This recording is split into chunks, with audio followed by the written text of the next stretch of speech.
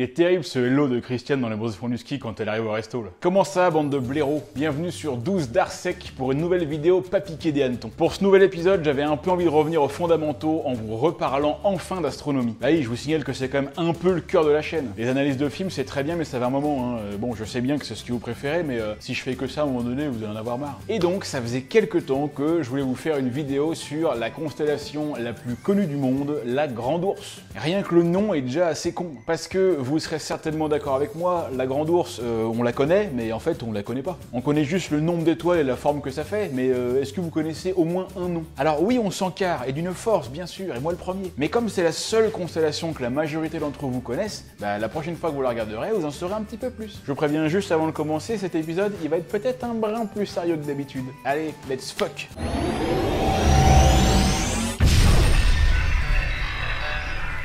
Et comme d'habitude, après le générique et avant le début de la vidéo, une petite sponsor qui va bien. Je vais vous surprendre une fois de plus, car cette vidéo est à nouveau sponsorisée par YFood. Mais oui, mais je l'ai déjà fait 2 fois, jamais 203. Si je choisis de vous reparler de ce truc-là, c'est pas seulement parce que ça me fait gagner un peu d'argent, parce que dans ce cas-là, je pourrais vous parler de n'importe quelle autre marque qui m'a proposé de me payer plus. Je vous prie de me croire que j'en ai refusé quelques-unes. Si je vous en reparle, c'est parce que comme tous les autres produits dont je vous parle, bah oui, j'aime bien. J'aime bien le concept, j'aime bien le produit et j'aime bien les échanges que j'ai avec les gars qui gèrent le truc. Je vous en redis évidemment quelques mots pour ceux qui ne connaissent pas. Le concept de YFood, c'est d'avoir l'équivalent d'un repas dans une bouteille. C'est tout, c'est simple, c'est rapide, c'est efficace, c'est bon. Ça vous fait gagner du temps, c'est pas réfrigéré, vous pouvez le prendre partout. Il y a tous les apports nutritifs dont on a besoin. Il y a plusieurs goûts évidemment, il y a les classiques chocolat, vanille, tout ça. Moi là j'ai banane et ça c'est noix de coco. Et c'est pas plus compliqué que ça. Alors évidemment les gars, soyons un peu intelligents. Il s'agit pas de remplacer toute votre alimentation par ça. Si vous voulez direct commenter en disant oui, ça y est, ils vont remplacer notre bouffe par du liquide, mais dans quel monde on vit? De toute façon il n'y a plus de saison.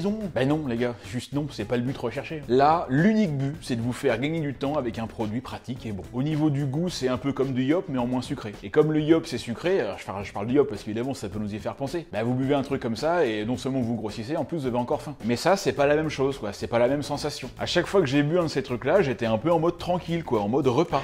Ouais, je vais pas vous dire que je les ai savourés comme du caviar, tu sais, on n'est pas à la tour d'argent. Mais n'empêche que ça passe très bien, c'est tout. Et moi, il m'en faut pas plus. Et il y a les barres de céréales aussi, qui sont très bonnes. Mais après, comme je vous le dis, on va pas boire que ça, évidemment. Même si c'est très bon et qu'il y en a qui kiffent, bah, il faut varier les repas. Et comme disait Léo Dagan. Par exemple, moi, j'adore les fraises. Bon, ben, si je bouffe 3 bassines de fraises en 1 heure, bah, je chope la chiasse, hein. Non, je suis comme tout le monde, hein. Vous savez, moi, j'ai pas beaucoup de temps de faire du sport en ce moment. Ça doit peut-être se voir un peu. Bah, des fois, au lieu de bouffer de la merde, ou au lieu de me faire bouffer parce que j'ai pas le temps, j'ai pas envie, et puis je sais même pas bien comment on fait, bah, il y a des solutions comme ça. Voilà, c'est tout. Je vous dis ça le plus honnêtement du monde, les gars. Hein. J'essaie pas de vous vendre un produit en lequel je crois pas. Hein. J'ai un peu plus de respect pour vous quand même. Enfin, je n'ai pas beaucoup plus non plus. Allez, je vous fous la paix avec ça, et rappelez-vous, YFood, c'est comme la sodomie. On peut pas savoir si on aime ou pas tant qu'on n'a pas essayé.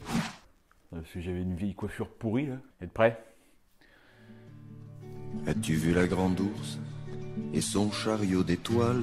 André Perron, magnifique. C'est mon père qui me l'a fait découvrir. Ah bah c'est pas mon fils, hein. Et mon fils, lui, m'a fait découvrir la nouvelle carte Pokémon GX. C'est pas le même thème. Depuis la nuit des temps, depuis que le monde est monde, de tout temps, les hommes ont imaginé des formes dans le ciel. Mais ferme ta gueule. Ah, je déteste les trucs qui commencent comme ça, tu sais, c'est bateau. Moi, je commençais toujours mes devoirs de philo comme ça, tu sais. Mais peu importe le thème, à chaque fois à l'intro, je commençais toujours par depuis la nuit des temps, les hommes ont toujours réfléchi, tu sais. Mon prof, il m'écrivait toujours, mais ferme-la. C'est comme ça que j'ai raté mon bac. Mais bon, en même temps, pour faire youtubeur, hein. Non, je déconne, mon bac, je l'ai eu. Hein. Je l'ai eu avec 10,8 de moyenne, hein, mais j'en suis très fier. Alors déjà, les gars, premier truc à savoir, ça, c'est pas la Grande Ourse. Voilà, je vous le dis, voilà, ça, là, c'est pas la Grande Ourse. C'est une partie de la Grande Ourse. La Grande Ourse, c'est tout ça. Voilà, ça n'a rien à voir. T'es énervé ou... Je suis pas énervé, je dis juste, ça, c'est pas la Grande Ourse, quoi. La Grande Ourse, c'est plus que ça. Non, parce que quand on la regarde, on dit toujours, ah, là, regarde, il y a la Grande Ourse, là. Mais non, non, ça, c'est pas la Grande Ourse, je suis désolé. La Grande Ourse, c'est plus d'étoiles que ça. Après, tu sais, c'est pas très grave. Hein. Non, c'est pas grave, non, effectivement. Mais on peut peut-être être un peu précis, non? La Grande Ourse, ou Ursa Major, hein, qui est son nom latin, enfin, ou grec, je sais plus quoi, ou chinois, ou klingon, enfin, j'en sais rien. C'est bien, c'est de la précision, ça. Oui, bon, tu sais, quand c'est trop précis, c'est chiant. Vaut mieux rester dans l'à peu près. Vous savez, moi j'ai fait 1 an de latin. À chaque cours pendant toute l'année, je me sentais un petit peu comme un morceau d'ananas sur une pizza. C'est-à-dire, je me demandais ce que je foutais là en fait. La Grande Ourse, c'est donc la constellation de l'hémisphère nord la plus connue du grand public, tout simplement parce que sa forme est très reconnaissable. Exactement comme les frères Bogdanov, qui sont les vulgarisateurs scientifiques les plus connus du grand public, parce que leur forme est très reconnaissable. Alors que pourtant, il y a d'autres formes de constellations, hein, on appelle ça des astérismes, qui sont aussi ultra reconnaissables. Je pense à Orion, bien sûr, extrêmement reconnaissable, avec ses 4 étoiles en sorte de rectangle et ses 3 petites en ligne au milieu. Je pense à Cassiopée en W, je pense à Deneb en croix, je pense à Scarlett Johansson en écolière. Mais c'est clair que quand même la grande ours, elle se reconnaît bien, puisqu'elle a une forme de casserole avec une queue un peu tordue, un peu comme la mienne, ou un chariot, c'est au choix. On l'appelle toujours soit la grande casserole, soit le grand chariot. Mais en tout cas, s'il y a bien un truc auquel elle ressemble pas, c'est un ours. Où est-ce que vous voyez un ours là-dedans, bordel? Alors, oui, effectivement, si vous rajoutez aux 7 étoiles qu'on connaît, les 10 autres qui sont vraiment officiellement et qu'on peut voir à l'œil nu dans la constellation, éventuellement, ouais, bon, encore que, hein, pour voir un ours là-dedans, faut quand même en avoir un bon coup dans le nez. De toute façon, moi je pense vraiment que les gens, tous ceux qui ont inventé les constellations, là, il y a je sais pas combien de temps, c'était vraiment, et avant toute chose, de grands amateurs de pinard. Et donc, quand on regarde ces 17 étoiles, on peut éventuellement essayer d'imaginer un ours, mais avec une queue. Voilà, bah ouais, voilà, mais une queue. C'est dommage, parce que tu sais, ils étaient pas mal partis les gars, il y avait de l'idée. Mais il y a toujours un moment où je sais pas pourquoi, ils sont obligés de te rajouter une connerie. Alors à moins que, en leur temps à eux, les ours avaient des queues, mais je crois pas. À moins peut-être qu'il y a encore plus longtemps, les ours avaient une queue longue comme ça et que depuis, l'évolution a fait qu'ils l'ont perdue ou qu'elle s'est rétrécie. Mais le problème c'est que les seules explications que j'ai trouvées sur ce sujet, c'était des contes amérindiens.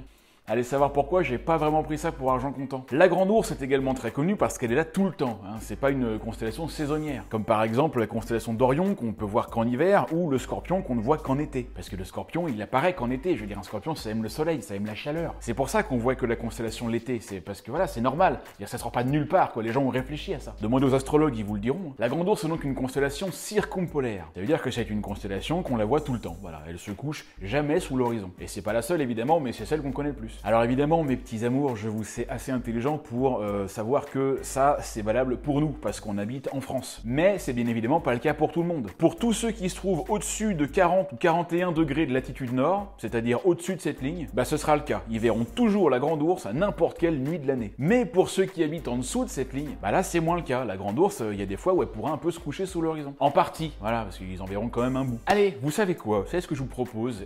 On va essayer d'apprendre les noms des 7 étoiles de la grande ours. Vous allez certainement me dire que savoir ça c'est aussi inutile que jouer du triangle dans un orchestre, et vous aurez raison. Mais je peux vous promettre que si vous arrivez à en retenir un ou deux, vous vous coucherez moins bête ce soir. Et vous pourrez dire que c'est sur 12 parsecs que vous l'avez appris. On apprend tellement peu de choses ici que quand on en apprend une, croyez-moi que je vais appuyer dessus. Alors, je vous propose de commencer par la queue. Titre. La première ici, elle s'appelle Alcaïde. Alors Alcaïde, pour retenir le truc, bon moi j'ai une espèce de moyen mnémotechnique très intelligent. D'ailleurs j'imagine que l'étoile elle est ultra badass quoi, tu vois, elle est un peu forte, que c'est une caïde. Et que comme elle arrive en premier, quand je la vois, je me dis Alcaïde. Voilà. Bon, écoutez, vous prenez ou prenez pas. Hein. Alcaïde, elle est assez intéressante parce que c'est une étoile qui est ultra chaude. C'est-à-dire que, vous prenez comme exemple le Soleil, sa température de surface, elle est 5000 degrés. De surface, hein, et on précise toujours, hein, parce qu'au centre, c'est 15 millions, mais surface, c'est 5000 degrés. Et Alcaïde, sa température de surface est 4 fois plus élevée, 20 000 degrés. Je saute volontairement sur la deuxième, on va y revenir tout de suite après, pour vous parler de la troisième, qui est ici, qui s'appelle Alliot. Alors, Alliot, là, c'est bien la seule pour laquelle, franchement, je sais pas du tout quoi dire. Retenez juste que celle-là, Alliot, c'est l'étoile la plus brillante de la constellation. Bon, mais vous savez quoi? À la limite, ces deux-là,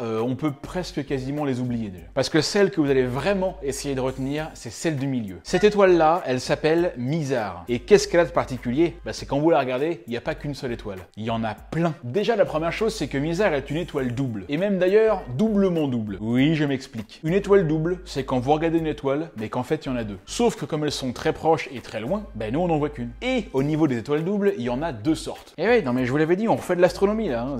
C'est pas très compliqué, hein, mais bon, peut-être que pour une fois, vous allez apprendre quelque chose. Chez les étoiles doubles, il y a les vraies et il y a les fausses. C'est comme chez les jumeaux. Les vraies étoiles doubles, c'est quand il y a vraiment deux étoiles proches l'une de l'autre et qui se tournent autour. On appelle ça un système binaire. Il y en a plein partout dans l'univers, il y en a plein. Sur Tatooine, par exemple, c'est un système binaire. Et je vais même vous dire mieux, 80% des étoiles de notre galaxie, peut-être même de l'univers, sont des systèmes binaires. Notre Soleil à nous, il fait un peu figure d'exception parce qu'il se range dans la petite catégorie des étoiles solitaires. Si les étoiles doubles sont considérées comme des systèmes binaires, le Soleil est donc considéré comme non binaire. Bon, mais ça c'est pour les vraies étoiles doubles. Parce que s'il y a des vraies, fatalement il y a des fausses. Logique. Et les fausses étoiles doubles, ce sont en fait deux étoiles qui sont toujours très proches, mais uniquement de notre point de vue à nous sur la Terre quand on les voit dans le ciel. Parce que ces deux étoiles n'ont en fait rien à voir l'une avec l'autre. On appelle ça des binaires optiques. Là, il y a des noms pour tout, oui. Et donc, si on parle de Mizar, la raison pour laquelle elle est assez ouf cette étoile, c'est parce que c'est à la fois une vraie et une fausse étoile double. Elle combine les deux. Et encore en plus qu'elle est pas seulement doublement double, elle est doublement encore plus. Et ça, mon gars, c'est ce qui s'appelle de l'à peu près. Alors, il y a d'abord Alcor, une petite étoile qui est juste à côté d'elle. Il vous suffit de pointer une petite paire de jumelles sur Mizar et vous verrez Alcor. Et de toute façon, même avec une bonne vue et un bon ciel, vous pouvez même les voir à l'œil nu. Alors, ces deux étoiles, ce couple Alcor et Mizar, sont très connues dans le domaine de l'astronomie parce qu'elles sont à la fois si proches mais si loin l'une de l'autre. En fait, elles se situent à environ un quart d'année-lumière l'une de l'autre. Ce qui fait pas beaucoup en soi. Parce que, regarde, nous, par exemple, la première étoile la plus proche du Soleil, on le dit tout le temps, c'est Proxima du Centaure. À 4,4 années-lumière, ça, par exemple, ça fait partie d'un des petits trucs que vous aurez peut-être pu retenir depuis le temps qu'on le dit. Et ben, à 4,4 années-lumière, c'est 16 fois plus loin. Donc, Alcor et Mizar, elles sont assez proches l'une de l'autre. Mais d'un autre côté, elles sont quand même pas hyper proches l'une de l'autre. Je veux dire, un quart d'année-lumière, c'est pas rien. Et en fait, apparemment, encore aujourd'hui, on sait pas si elles sont vraiment liées gravitationnellement l'une à l'autre. Apparemment, elles ont l'air de bouger dans le même sens, mais on pense quand même que c'est une binaire optique. Et là où ça devient intéressant, c'est que si vous zoomez encore plus, comme je le fais ici avec l'application Stellarium, et ben une fois passé le duo Alcor et Mizar, on reste sur Mizar pour découvrir que Mizar est elle-même une étoile double. Et là, on passe de 2 à 3 étoiles. Et attendez, vous n'avez pas vu la suite. Il y a donc Mizar A et Mizar B. Elles se tournent autour en plusieurs milliers d'années. Et ben mes petits gars, plus tard, on a découvert que Mizar A était elle-même une étoile double. On arrive à 4. Et que Mizar B était aussi une étoile double. Ça nous fait 5. Le quintet. Et même le quintet plus avec Alcor. On se fait la cerise sur le gâteau. Ce serait pas sympa si Alcor s'en était une aussi, histoire de se faire la totale? Eh ben, je vous le donne en 1000, c'est le cas. Alcor aussi est une étoile double. On arrive donc à 6 étoiles. Du coup, la prochaine fois que vous regardez Mizar, qui est là, dites-vous que vous n'êtes pas en train de regarder une seule étoile, mais 6 étoiles. Comme si on n'avait pas déjà assez ailleurs, il faut en plus qu'une seule étoile, ça en soit 6. Ah, c'est qu'il y a du monde là-haut, hein. Ouais, on n'est pas tout seul. Bon, et puis après, pour les autres, écoutez, celle-là, elle s'appelle Maigrez, donc vous pensez à merguez, hein, voilà, je veux dire barbecue, apéro, chouf, pétanque, bédo, tout ce que vous voulez. Sans oublier les rillettes. Ah, évidemment. Je sais pas vous, hein, mais moi, j'aime bouffer des rillettes. En dessous, c'est Fekda. Alors Fekda, moi je pense à Smecta, hein, quand on est à Chiasse, hein, ça solidifie un peu. Mais je fais ce que je peux, hein, je suis désolé. Hein, moi je donne des pistes, hein, vous prenez pas, c'est comme vous voulez. Hein. Si vous avez mieux, allez-y, hein, les commentaires, c'est fait pour ça. Ensuite, Merak. Alors Merak, je sais rien sur Merak, voilà, justement, donnez-moi des idées. Et enfin, Doubé. Voilà. Alors moyen mnémotechnique, moi Doubé, ça me fait penser à quelque chose qui pue, quelque chose qui daube. Doubé, daubé, quoi, comme l'agneau. L'agneau était daubé du cul. Tiens, d'ailleurs, vous vous souvenez que je vous ai dit que Mizar, il n'y avait pas une étoile mais 6. Bah Doubé, il n'y en a pas 6, mais il y en a quand même 4. Et si en plus tu comptes que Maigrez en a 3 et Fekda 2, bah tu prends ces 4 étoiles là, en fait il y en a 15. Hein? Ouais, non mais il y a du monde. Ils sont beaucoup plus qu'on le croit. Donc si on résume, on a quoi? L'étoile badass, l'étoile bordel, l'étoile je sais pas, l'étoile apéro, l'étoile chiasse, l'étoile je sais pas plus, et l'étoile qui pue. Voilà bien une belle description de la grande ours en mode 12 par sec. Et si vous voulez aller un peu plus loin, vous vous rendrez compte qu'en fait tous les noms qui sont donc arabes sont des références à différentes parties de l'ours. Alors, je vais pas vous dire toutes les légendes et les mythes qui ont été créés autour de cette constellation tellement il y en a. C'est-à-dire que comme elle est tout le temps là et qu'on la voit bien à peu près partout dans le monde, les gars ils ont le temps de réfléchir à quelques conneries bien marrantes. On pourrait juste citer les Grecs quand même, qui sont un peu les champions de toute catégorie. Eux, ils t'ont imaginé que la grande ours c'était en fait une meuf avec qui Zeus avait trompé sa sœur et sa femme. Oui, parce que c'est la même en fait. Ah non, on parle des mecs au nord, mais il y en a au sud, ils sont pas en reste. Ah chez eux, c'est même des dieux. Alors. Et donc Héra, la femme de Zeus, quand elle a découvert que son frère de mari l'a trompé avec une nymphe qui s'appelait Callisto, c'est d'ailleurs comme ça qu'on a nommé l'une des 4 plus grosses lunes de Jupiter. Ah oui, mais parce que Zeus c'est Jupiter, tu sais, donc il y a un rapport, quoi. Non mais c'est pas mal foutu quand même. Donc Héra, elle a changé Callisto en ours et elle a aussi changé son fils en petit ours, alors que lui il avait rien fait, quoi. Voilà, non mais tu payes encore pour les conneries de tes parents. Et elle a ensuite demandé à l'océan, c'est-à-dire elle a demandé à l'océan, elle a dit bonjour monsieur l'océan. Bonjour. Bonjour. Bonjour. Et dites-moi, vous pouvez me faire un petit truc là? Vous voyez les étoiles qui ressemblent à un ours là? Non? Mais ici, les étoiles, les 7 étoiles qui ressemblent à un ours là, on voit quelles? Non? Bon, vous voyez les étoiles en forme de casserole? Ah oui, ça oui. Voilà, elles sont là, pas compliqué. Pourquoi vous appelez pas ça une casserole? Je sais pas, c'est comme ça, écoutez. Bon, et donc alors? Alors, ce que j'aimerais bien que vous me fassiez, vous me les faites tout le temps tourner autour de l'étoile polaire pour qu'ils ne puissent jamais aller sous la mer, pour qu'ils ne puissent pas se reposer ni sous l'horizon ni sous la mer. Parce que pour vous, un ours, ça se repose sous la mer. Je cherchais pas. Vous pouvez le faire ou pas? Oui, si vous voulez, oui. Ah, c'est super. On va bien leur niquer leur race. Par contre, c'est pas gratuit votre truc. Hein. Ça, vous inquiétez pas, je suis la femme de Zeus. On a la carte gold. Hein. Vous êtes la femme de Zeus? Oui. Je sais pas, vous avez de la barbe. Oui, bon, écoutez, oui. C'est parce que vous êtes non-binaire, non? Donc quoi? Non-binaire, comme le soleil. Non, je suis juste sa femme. Et donc, il a des goûts bizarres.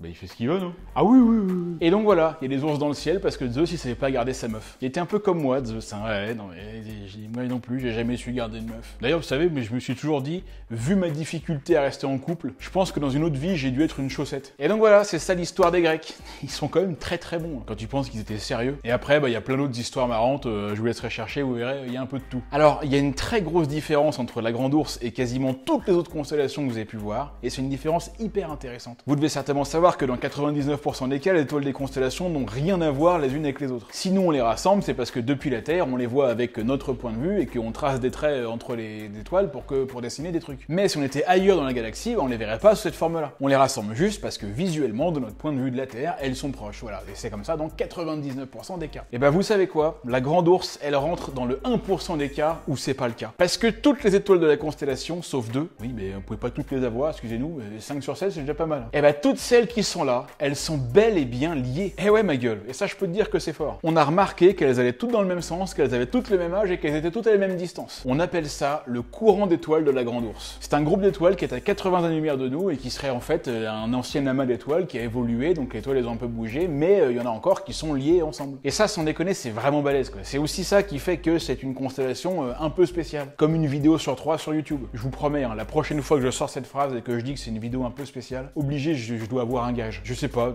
il faudrait que je bouffe un truc, c'est un truc bien dégueulasse. Genre, je sais pas, un pain au chocolat, c'est difficile ça. Voilà, la prochaine fois que je dis ça, il faudrait que je mange un pain au chocolat. T'imagines, il y a un type, il lance sa chaîne YouTube et pour sa toute première vidéo, il dit ça. Alors, voici ma première vidéo, c'est une vidéo un peu spéciale, mais lui, obligé, on le descend devant ses parents. Alors, dans la Grande Ourse, il y a des trucs cool à voir. Je sais pas si vous savez, mais dans une constellation, il y a des étoiles, mais il n'y a pas que ça. Il y a aussi des objets du ciel profond, je veux dire, il y a des galaxies, des nébuleux, des amas d'étoiles, des trucs comme ça. Et dans la Grande Ourse, on peut par exemple trouver les fameuses frangines M81 et M82, la galaxie de Bode et la galaxie du Cigare. Je dis les frangines parce qu'elles sont juste à côté l'une de l'autre. Alors pareil, encore une fois, elles sont à côté l'une de l'autre de notre point de vue. Ah bah il doit y avoir quelques millions d'années-lumière entre les deux, oui. Mais elles font quand même partie du même groupe de galaxies, hein. Elles ont été découvertes en même temps. Alors elles sont pas exactement dans la Grande Ourse, elles sont juste au-dessus en fait. Mais bon, on va dire que les mecs qui classaient les trucs, ils étaient un peu comme moi, tu vois, ils étaient dans l'à peu près. Ces deux galaxies super connues, hein, elles sont à 12 et 14 millions d'années-lumière de nous, elles sont souvent photographiées par les astrophotographes. Vous voyez ça, par exemple, c'est une photo que j'ai prise avec mon Nokia 3310. Ensuite, qu'est-ce qu'on a aussi en magasin? On a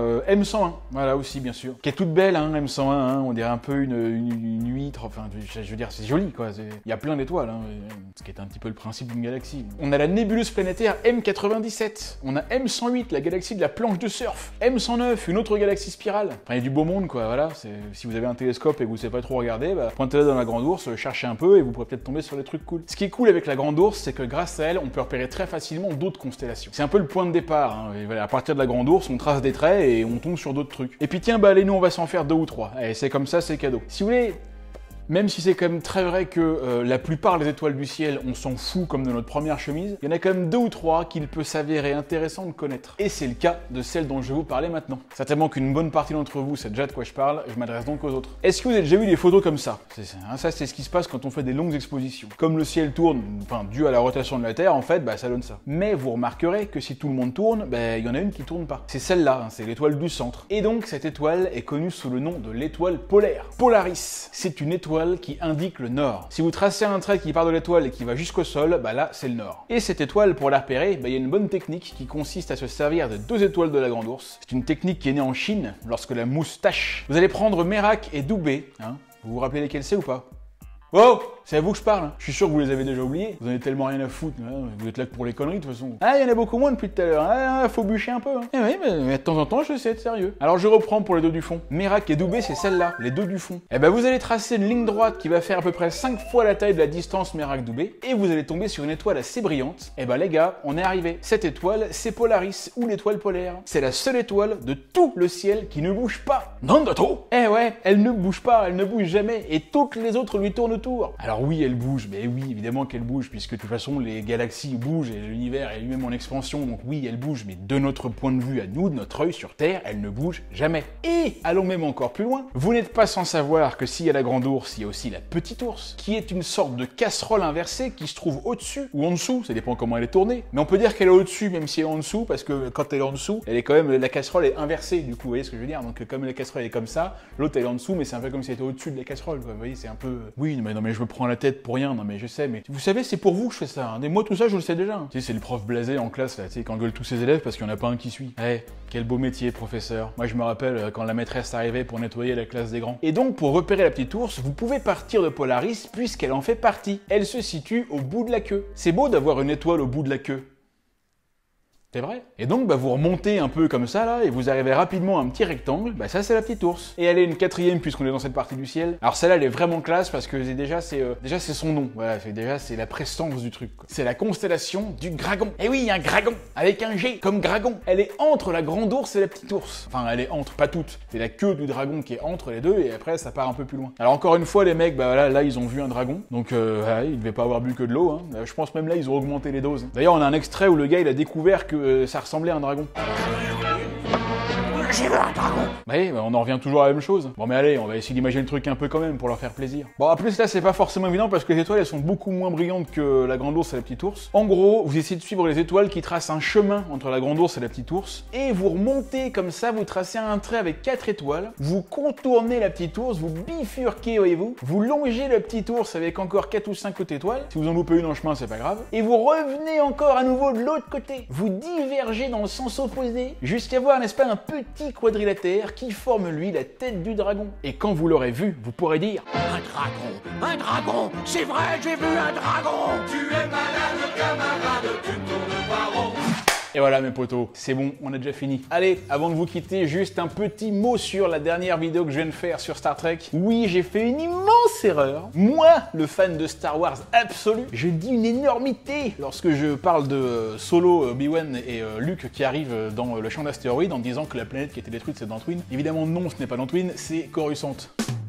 C'est Alderaan, oui, évidemment. C'est parce que Leia, elle disait justement que la base était sur Dantooine. Ouais, on s'en fout. Bon, bah merci beaucoup. La prochaine vidéo arrive très rapidement. Je sais pas quand, je sais même pas encore ce que c'est. C'est ça qui est bon. Merci énormément pour tous vos messages de soutien quant à mon annonce, là, un petit peu avec le projet de Futura et surtout le fait que maintenant je ne fasse que YouTube à temps complet. Encore une fois, tous vos commentaires étaient dingues. On approche limite le 99,9% de commentaires qui m'encouragent dans ma décision. Donc, merci. Thank you very much. Arigatou gozaimashita. Je vous fais des beaux jours, comme on dit chez nous. L'abonnement, le partage, le like, le commentaire, tout ça. Je vous dis à très bientôt pour un prochain épisode. C'était Yann Solo sur 12 par sec. Ciao.